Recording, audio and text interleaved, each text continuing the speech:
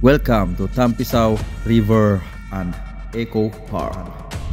Lechon manok na isang native at mayroong isang liempo na pinadapa sa uling. May kasamang saging, mais at dinakdakan at syempre dito lang yan sa Tampisaw River and Eco Park. Ang sarap ang pagkain. Ang ganda pa ng ilog. At napakaganda ng bonfire. At syempre, mula sa bayan ng Puerto Princesa City ay halos 25 minuto hanggang 30 minuto ang sisibakin ninyo bago kayo makarating dito sa Tampisaw. At heto ang mga naging ganap sa aming adventure. Bro, anong niluto mo, bro? Ito niluto ko, pinakamasarap sa buong mundo at universe. Tingnan niya mabuti. Sinaing, wala pang kulo. Tayo na pa yan, isang oras na yan. Sinaing.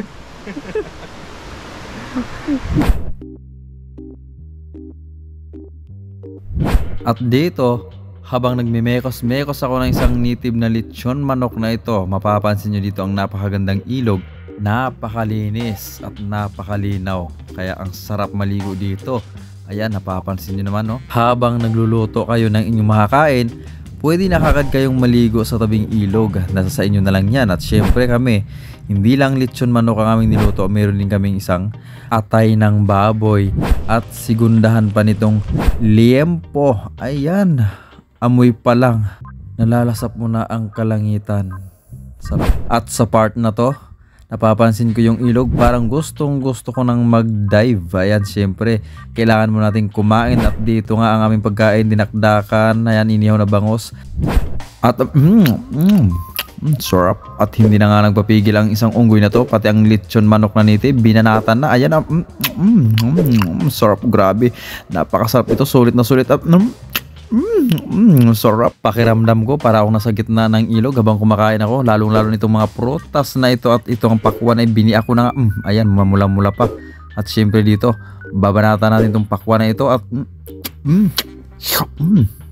sarap.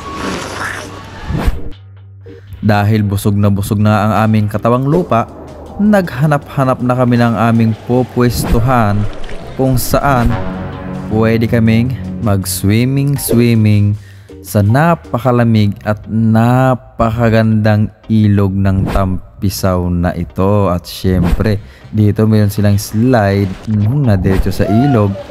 Aba, napakalupit ng Tampisaw na ito. Talagang babalik-balikan mo ito sa sobrang ganda. At dito may magagandang pasilidad katulad nito. Nakasya ang 1 hanggang 5 tao at pwede ka maglagay ng tent sa loob. At dito, ang ganda na kanilang palikuran at makakajaming nyo yung makulit na aso na ito. Walang signal, walang problema dahil meron sila ditong piso wifi. At kung gustong gusto nyong magsing-along sa lugar na ito, meron sila ditong sing-alungan katulad nito.